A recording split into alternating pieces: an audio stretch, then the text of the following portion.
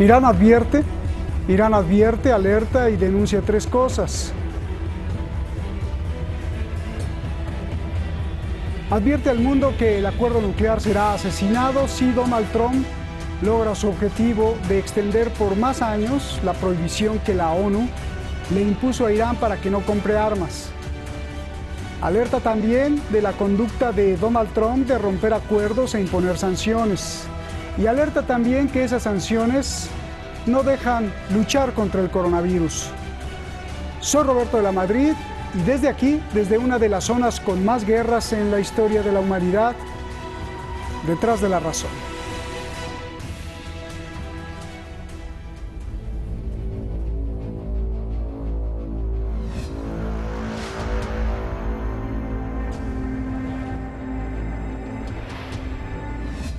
Irán denuncia que las sanciones de Estados Unidos han impedido los suministros médicos muy necesarios en medio de la pandemia de la COVID-19. Lo dijo el presidente Hassan Rouhani en la cumbre virtual del Movimiento de Países No Alineados. ایران نیز با توجه به نیازهای پزشکی خود در پی تهیه اقلام پزشکی و دارویی بوده ولی متاسفانه به دلیل تحریم‌های غیرقانونی و یکجانبه آمریکا شرکت‌های تولید کننده این اقلام نمی‌توانند محصولات خود را در زمان مورد نیاز به ایران ارائه نمایند.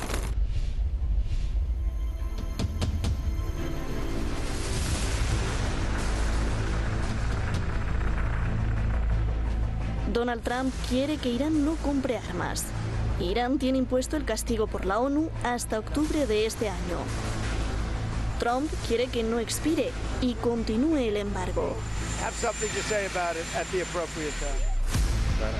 Irán reacciona y advierte del peligro que implica para el mundo el enfoque ilegal que ha adoptado Donald Trump hacia el acuerdo nuclear.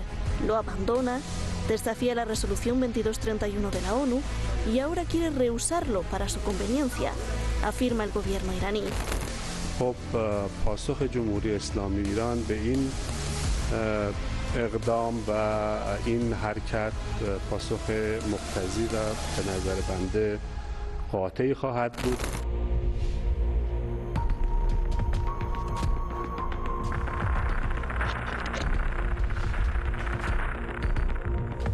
Irán alerta que el acuerdo nuclear de 2015 morirá para siempre si se extiende el embargo de armas. Es decir, si las potencias no respetan el levantamiento del embargo de armas estipulado en el acuerdo nuclear para este octubre, se acabó. No hay acuerdo. El gobierno iraní tacha de ilegales las sanciones de armas que Estados Unidos quiere continuar. Irán precisa que las sanciones son una herramienta de Washington para mantener su hegemonía en declive. El acuerdo nuclear morirá para siempre, eludiendo la resolución 2231 y la extensión ilegal del embargo de armas a Irán. El virus de sancionar es un instrumento de Estados Unidos para mantener su hegemonía en declive. Ali Shamkhani, secretario del Consejo Supremo de Seguridad Nacional de Irán. Donald Trump salió del pacto nuclear firmado por Barack Obama en 2015. Good morning. This is a good day, because once again we're seeing what's possible with strong American diplomacy. Over the years, Iran moved closer and closer to having the ability to build a nuclear weapon. And as president, I decided that a strong, confident America could advance our national security by engaging directly with the Iranian government. Pese a que el acuerdo no había sido aprobado por el Congreso estadounidense, Donald Trump violó uno de los principios básicos del derecho civil e internacional, Pacta sunt servanda, que significa lo pactado, obligado.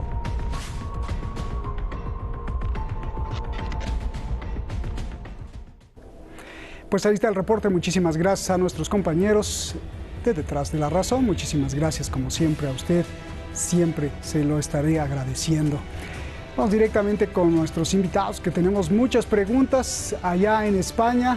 Con el confinamiento del coronavirus están Beatriz Lluvero, gran periodista, analista de todo lo que pasa en Oriente Medio, también con mucho conocimiento en el terrorismo y en las cuestiones que involucran la seguridad de los estados. Gracias, Beatriz, por estar aquí. Eduardo Luque, maestro, Usted conoce a Eduardo, analista político en Barcelona, siempre levantando ahí la espada del gladiador. Gracias a los dos. Beatriz, comienzo contigo. El presidente Rouhani dice que las sanciones detienen la lucha contra el coronavirus en Irán. Yo te pregunto, ¿cómo las sanciones que Donald Trump reimpuso contra Irán para frenar lo que él dice, el apoyo al terrorismo en la región y para frenar la producción de misiles balísticos con capacidad nuclear, cómo esas sanciones afectan a la importación de equipos médicos necesarios en la pandemia de la COVID-19? Por favor. Efectivamente, bueno, hemos visto que realmente lo que suponen las sanciones impuestas por Estados Unidos a muchos países, entre ellos a Irán, que es el más afectado sin duda de todos ellos, es que no consigan llegar insumos médicos, no consigan llegar, por ejemplo, material como mascarillas, respiradores a este país, y por lo tanto sea muchísimo más difícil la lucha contra la pandemia. Pero no solo estamos hablando de material de fabricación, que realmente tampoco están fabricando mucho estadounidense, sino de otros terceros países que están realizando esos envíos de material y que obviamente a Irán no pueden llegar porque las empresas temen las sanciones de Estados Unidos. No obstante, hay que destacar que realmente Irán ha hecho un esfuerzo muy notable en esta lucha contra el COVID-19 y ha multiplicado por miles la producción nacional de, por ejemplo, respiradores. Es decir, estamos hablando de un país que tiene una circunstancia muy compleja a nivel comercial. En este aspecto también le afecta la cuestión sanitaria, pero que sin embargo está consiguiendo mejores resultados en la lucha contra el coronavirus debido a la propia producción y a que las empresas iraníes se han puesto las pilas que otros muchos países, por ejemplo aquí en Europa, que no tenemos en muchos lugares incluso material de prevención y de protección. Gracias, Beatriz. Eduardo, el presidente Rouhani dice que las sanciones que impuso Donald Trump detienen la lucha contra el coronavirus dentro de Irán. Explícame cómo sucede cuando incluso la Unión Europea abrió un canal de ayuda humanitaria para Irán, además de enviar varios millones de dólares para ayudar también a Irán. Fundamentalmente porque a través de las sanciones lo que se intenta es ampliar tanto el campo de las sanciones que no únicamente se refieren a sanciones de tipo de importación militar, sino cualquier elemento que represente una ayuda para el país puede ser perfectamente transformado en la lógica del presidente Trump en un elemento que puede ayudar al ejército iraní a reforzarse. Esto es una interpretación absolutamente perversa de lo que es la política de sanciones, que no solo se limitan a aspectos concretos, sino que al intentar ampliarse lo que hace es dificultar enormemente la vida de los países. Por ejemplo, en la época de la guerra con Irak, de Estados Unidos con Irak, se prohibió a los iraquíes la importación de cloro para, por ejemplo, desinfectar los hospitales, desinfectar las escuelas, el baño, porque se supone que el cloro se puede utilizar a lo mejor para fabricar armas químicas, ¿no? Igual que se prohibió, por ejemplo, en aquella ocasión el importar vacas, porque iban a mejorar la raza y la producción lechera en aquel país que había soportado las guerras y la invasión norteamericana, y de esa forma se decía que la leche iba a ayudar a mejorar la alimentación del ejército iraquí, por lo tanto había que suprimirlo. Es decir, cómo la casuística se amplía a tal nivel que cualquier cosa puede ser susceptible de interpretarse como que es posible utilizarlo para el ejército y por lo tanto prohibir la exportación. Y esto es lo que está haciendo Estados Unidos, sobre todo en los países terceros, a los que puede presionar muy directamente y obligarles a no vender productos al gobierno iraní. Esto es uno de los sistemas de presión más antiguos que se conocen. Pues ojalá no vayan a prohibir la importación de lápices, ¿no? Porque digan que va a servir para punta de misil. A ver, Beatriz, hablando de perversos, como dice Eduardo Luque, Irán dice que es un peligro para el mundo el enfoque que Donald Trump hace del acuerdo nuclear. ¿Por qué? Bueno, básicamente porque realmente Donald Trump lo que hace es romper unilateralmente un acuerdo forjado además por otra serie de países, entre ellos está China, Rusia y otros países europeos como Francia y demás, y realmente lo que hace es tomarse el derecho internacional por su mano, es decir, rompe un acuerdo multilateral, abre una confrontación abierta contra un país, realiza una serie de medidas que son consideradas, pueden considerarse ilegales, pero es que además no solo contento con eso, avanza sin ningún tipo de derecho en otros caminos, como es lo que estábamos viendo, la exportación de armas. Es decir, si el señor Donald Trump y su administración no respetan los acuerdos que su propio Estado ha tomado con otros países, y tampoco estamos viendo que respete instituciones tan serias como por ejemplo son la OMS y demás, este hombre es un peligro, realmente su política puede llegar a ser un peligro para el mundo porque puede hacer y deshacer como le dé la gana, sin importarle lo que otros países y el mundo tan globalizado como el que vivimos puedan decir y puedan decidir. Por lo tanto, realmente las decisiones que toma la administración en muchos aspectos pueden suponer un riesgo muy grave para la población civil de los países a los que ataca directamente, como por ejemplo es el caso de Irán. Bien. Querido Eduardo, ya que estamos con lo de las vacas y todo esto, que parece chiste, pero que es una tragedia, te voy a hacer una pregunta interesante. Uno de los vacíos legales que encontró Donald Trump para salirse del acuerdo nuclear fue que mientras el Congreso o Parlamento de Irán confirmó el acuerdo, el Congreso de Estados Unidos, así como el Congreso de los demás firmantes, no lo ratificaron. Entonces, dentro de Estados Unidos, no hay ley que le obligue a Donald Trump a continuar con el acuerdo nuclear. Si el Congreso de Estados Unidos lo hubiese ratificado, Donald Trump pues no se hubiera podido salir. La gran pregunta es, ¿por qué el Congreso de Estados Unidos, como los demás firmantes, desde Rusia hasta el Reino Unido, no confirmaron en su país el acuerdo nuclear? Esto es muy extraño, a ver, dime.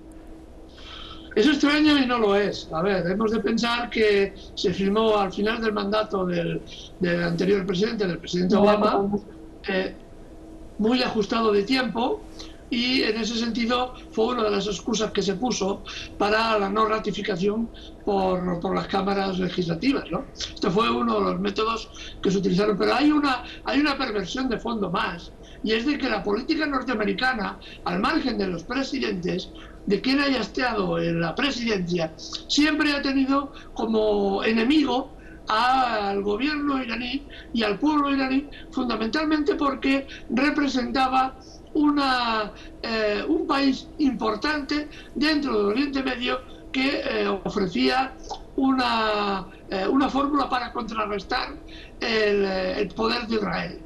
En este sentido, lo hizo Obama, hizo la firma muy al final de su gobierno y fue la excusa para que no se ratificara, pero en el fondo hay esa cuestión, una cuestión de que la clase política y la clase dominante en Estados Unidos siempre ha recelado enormemente de Irán, puesto que Irán representaba una frontera frente a la expansionista y a la expansión del régimen de Israel. Y es precisamente por eso, también porque se utilizó esta argucia legal. Bien. Sí, porque incluso Netanyahu estaba enojado con Obama, ¿no? Le hizo varias groserías allá, llegó sin avisarle y todo esto, rompiendo los protocolos. A ver, Beatriz, ya que Eduardo anda muy perverso, no es cierto, tú no, sino andas denunciando lo perverso. En varias entrevistas contra Donald Trump, fuertes, y su actitud de haber roto el acuerdo nuclear, Trump alega que el acuerdo no servía porque en 15 años le daba a Irán otra vez la posibilidad de enriquecer uranio a placer. 2, que el acuerdo no frena la injerencia de Irán en las milicias de diferentes países. Y 3, que fue Irán quien violó el espíritu del acuerdo cuando a los días siguientes de haberlo firmado comenzó a hacer pruebas de misiles balísticos. Explícame esto. Bueno, yo creo que está bastante claro y así lo ha dejado por escrito la agencia que supervisa el pacto, que Irán ha cumplido escrupulosamente todos los pasos del acuerdo nuclear. Incluso ha cumplido todos los pasos establecidos una vez Estados Unidos rompió unilateralmente el acuerdo nuclear.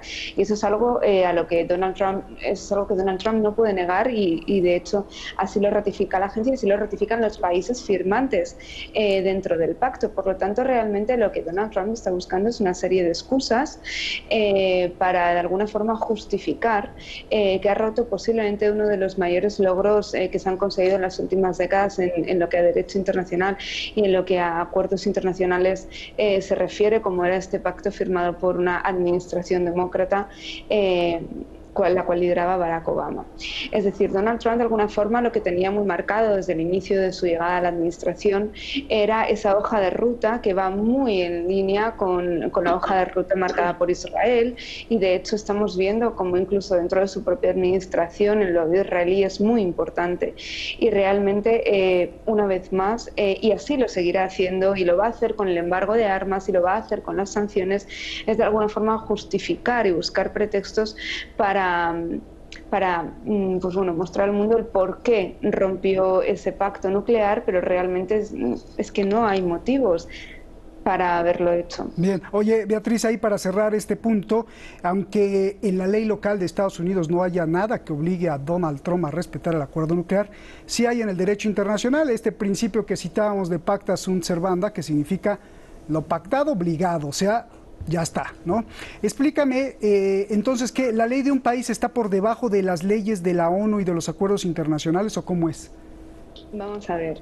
Si tenemos a un presidente de una administración norteamericana que no respeta ni el derecho internacional, pero es que no respeta tampoco las instituciones, y lo hemos visto con, por ejemplo, ahora con la Organización Mundial de la Salud, lo hemos visto anteriormente con la guerra tan marcada que ha liderado contra la propia OTAN. Y por supuesto, Naciones Unidas es algo que a Donald Trump no le va a frenar. Es decir, creo que estamos ante una administración que funciona al margen de cualquier organismo supranacional y de cualquier institución global. Bien. Eduardo, Irán tiene prohibido por la ONU comprar armas. Trump quiere que continúe la prohibición. Irán advierte, si se extiende el embargo de armas, será el fin del acuerdo nuclear. Pregunta, ¿a qué se refiere Irán con la muerte del acuerdo nuclear y cuáles serán las consecuencias del acuerdo nuclear muerto? Desde mi punto de vista, el acuerdo nuclear ya está muerto. Desde el punto de vista de que una de las partes firmantes ha renunciado completamente a su ejecución y su aplicación, el acuerdo ya ha fenecido. Y aparte, los países garantes del acuerdo, que son la mayoría los países europeos, más Rusia y China, especialmente los países europeos, tampoco cumplieron las condiciones de la firma del tratado. Por lo tanto, el tratado en sí yo diría que ya está muerto. ¿Cuál es la opción que tiene Irán? La opción que tiene Irán, evidentemente, es desligarse ya del acuerdo internacional, las pocas medidas que todavía controla, y pensar en un impulso mayor a su propia industria nuclear, que hasta la presente no se ha demostrado en modo alguno que se dedique y tenga como finalidad la fabricación de armas de destrucción masiva, las armas atómicas, ¿no? Sino que está centrada en el proyecto de desarrollo civil. Pero por otro lado, por el lado del armamento, lo que es evidente es de que Irán tiene que echar mano a sus propios recursos, desarrollar, como está haciendo, una industria militar y satelital que tiene ya grandes éxitos, como los satélites que enviaron hace muy pocas semanas al espacio en una órbita media, y que desarrollar con los países amigos que estén dispuestos a vender armamento a pesar de las sanciones de Estados Unidos, como son Rusia y China fundamentalmente, ¿no? Porque esa es la vía que tiene en este momento Irán. Irán no ha sido atacado ni ha sido invadido porque el costo de hacerlo representa un costo insalvable e impagable para los Estados Unidos.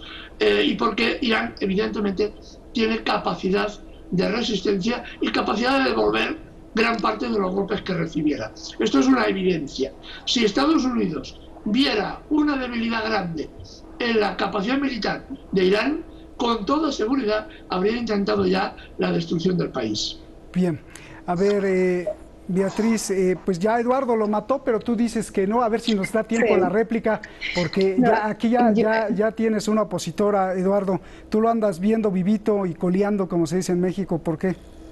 Sí, yo creo que no podemos afirmar que el acuerdo nuclear esté muerto del todo.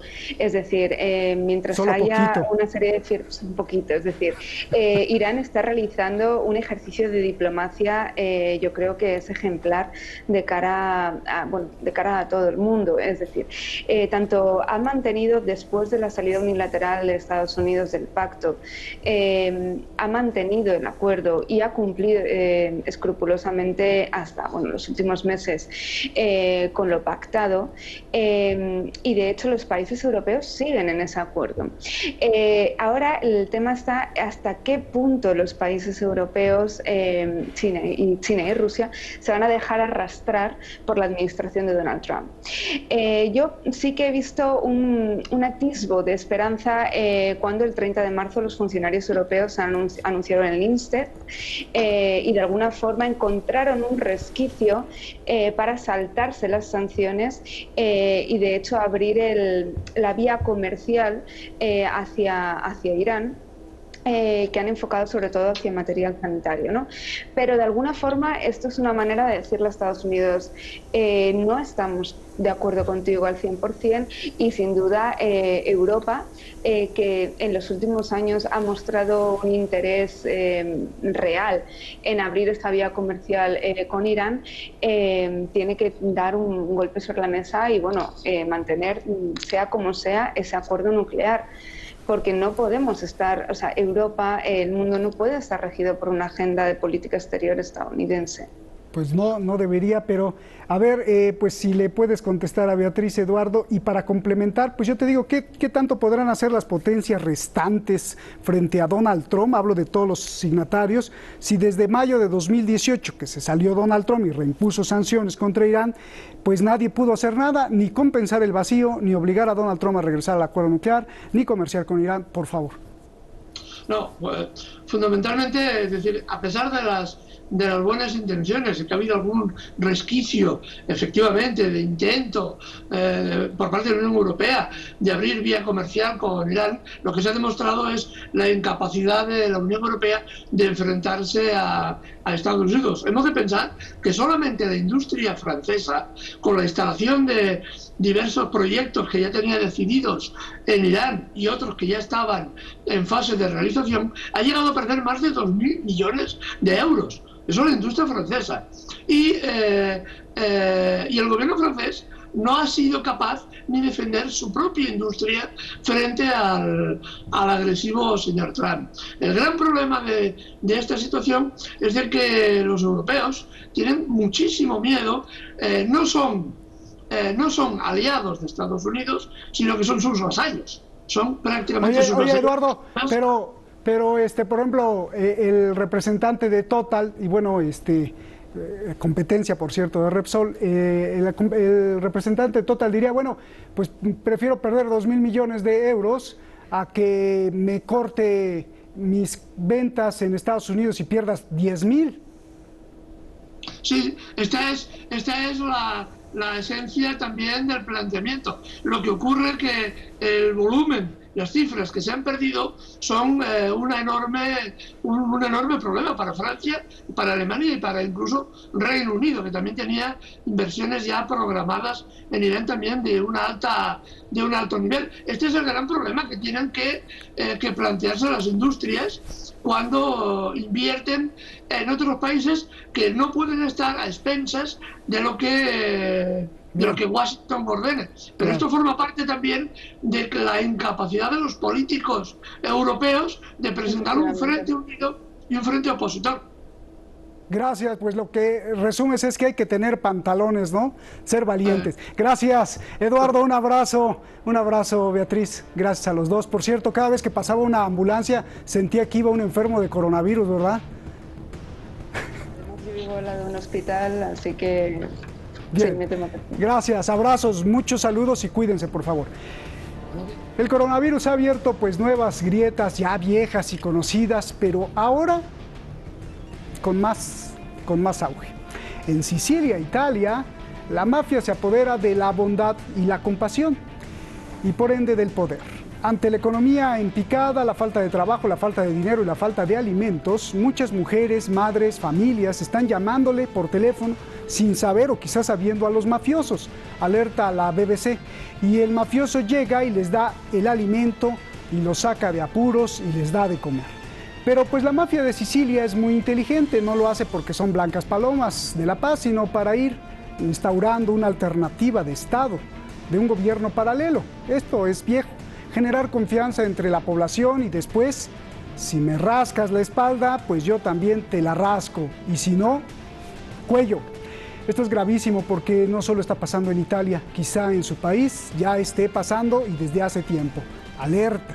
Buenas noches.